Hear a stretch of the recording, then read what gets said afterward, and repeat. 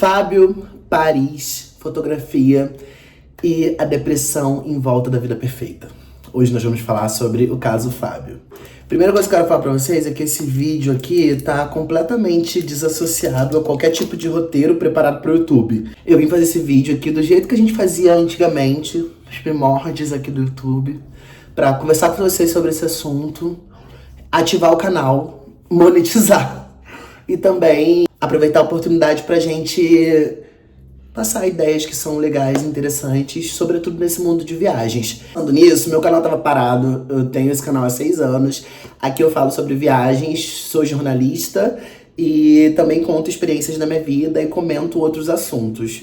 Como o canal tava parado, eu tô sem cenário, tô sem microfone. Pode ser que esse vídeo não tenha um áudio do jeito que a gente tá acostumado a assistir no YouTube nos últimos tempos, mas é o que eu quero entregar pra vocês, porque eu tô muito na vibe de vamos começar, galera. Vamos começar, talvez você esteja aí assistindo esse vídeo do outro lado, esperando um momento em que não vai chegar, ou que você vai ter que fazer com que ele chegue, sabe? Então, bora começar, bora agir. Bom, pra além da falta de coisas técnicas de verdade, eu também estou sem roteiro.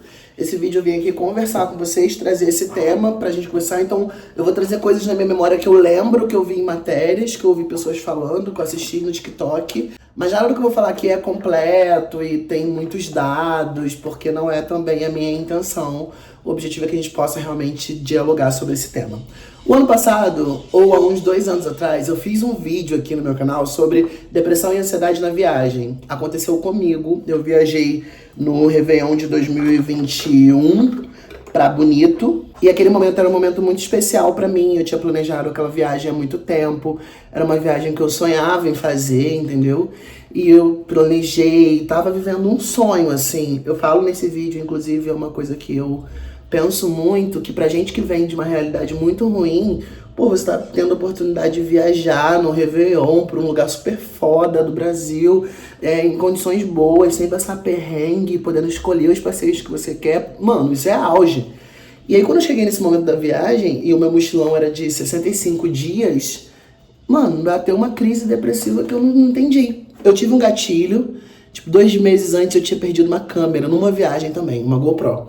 E como precisava fazer esse mochilão, tava criando conteúdo, eu comprei outra, velho. Tipo assim, não endividei, comprei, foi um rolê, porque eu fiquei esperando ela chegar lá em casa, antes do mochilão, e chegou, tipo, um dia antes. Aquela câmera, tipo, fazia muita diferença, porque os conteúdos eram muito aquáticos e era GoPro.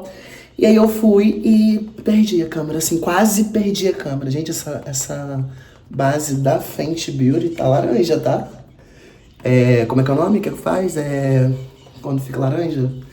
Enfim, aconteceu aquele processo lá que eu esqueci. Bom, aí eu fiz essa viagem, bateu uma crise depressiva. E por que eu tô falando isso? O Flávio, pra quem não lembra, no caso dele, ele viajou pra Paris nos últimos meses e ele é fotógrafo e ele foi pra fazer um trabalho.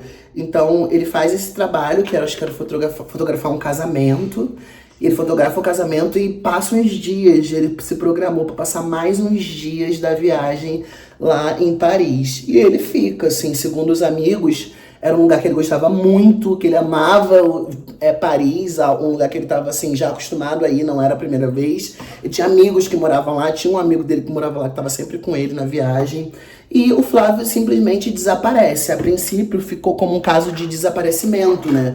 Então a gente começou, tipo, a procurar nas redes sociais, compartilhar, porque era um caso de uma pessoa desaparecida. A galera do TikTok começou a falar um bagulho de sumidouro, que era... Mano, isso aqui também tá laranja, porra. Que era um pessoal... que sumia no aeroporto, parece que pra tráfico humano, tá ligado? Um bagulho bem doido, assim. Ele foi pra lista da Interpol, começaram a pesquisar, todo mundo desesperado, e aí descobriram que ele mesmo tinha abandonado o celular dele, que ele tinha caído no Rio Sena horas antes, tinha sido atendido. Ou seja, no final, parece que deu a entender que ele sumiu por conta própria. E eu acho que essa tese faz muito sentido, porque por ser jornalista, eu sei que não é muito indicado que a mídia fique fazendo esse tipo de reportagem sobre pessoas que se suicidaram, entendeu?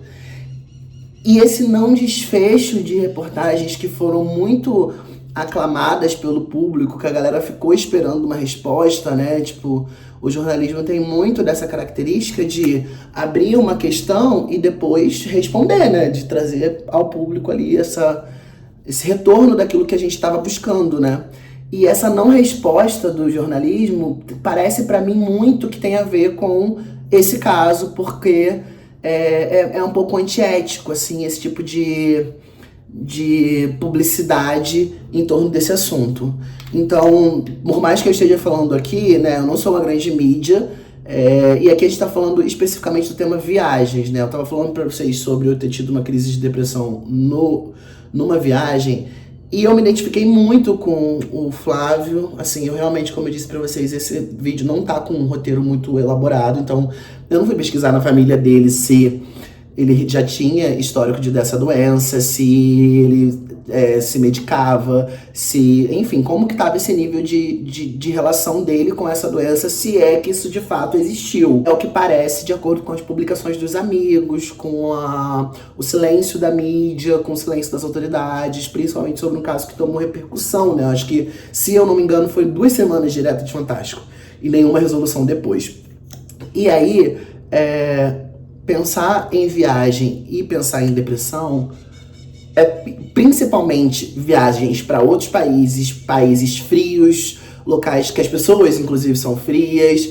É uma parada muito séria e eu acho que a gente fala muito pouco, sabe? De como a gente tem que se preparar, não só financeiramente, emocionalmente, mas psicologicamente mesmo, pra encarar esse tipo de experiência, sabe? Que é uma experiência que, num geral, é maravilhosa, é incrível, mas que pode te trazer desafios que, se você não estiver preparado pra lidar com ele, mano, pode trazer consequências bem sérias, assim. Pro público geral, é muito difícil você imaginar. Porque, assim, eu acho que aqui a gente tá num canal de viagem, geralmente pessoas que vocês estão assistindo têm interesse nesse tema ou viajam.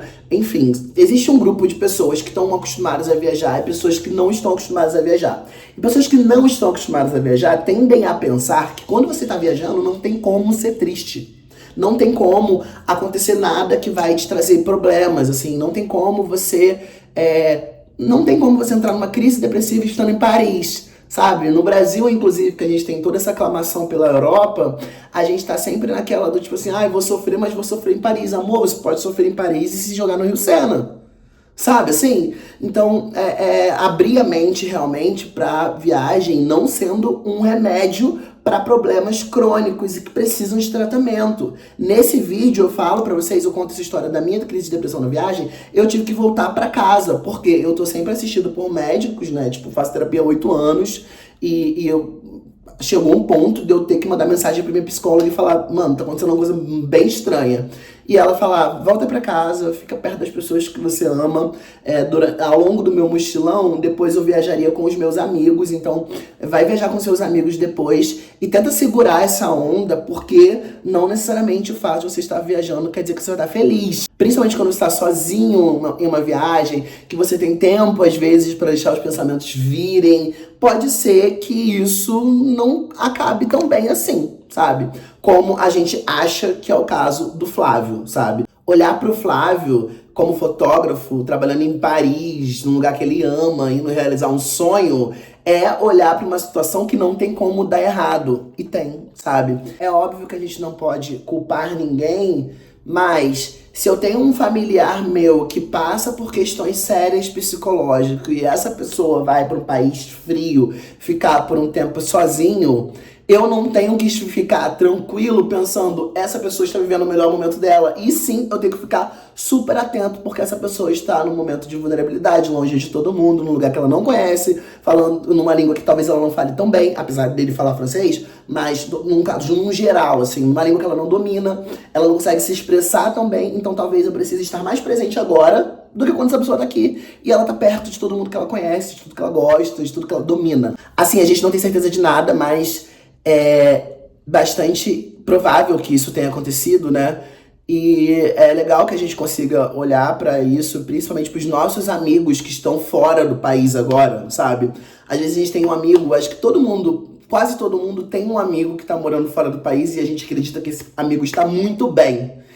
E não necessariamente, sabe? Às vezes o nosso amigo que tá fora do país, ganhando em euro, libra, dólar, ou sei lá o que seja, e com bastante dinheiro, a única coisa que ele precisa agora é da sua mensagem.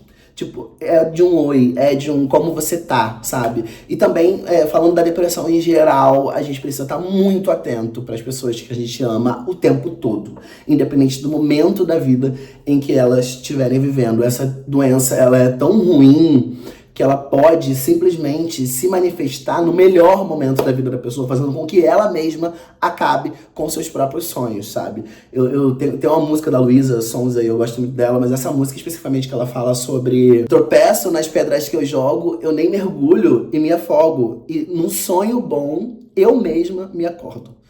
Ou seja, é preciso que a gente esteja realmente atento a isso. Foi importante fazer esse vídeo pra mim. Vou terminar essa amiga aqui.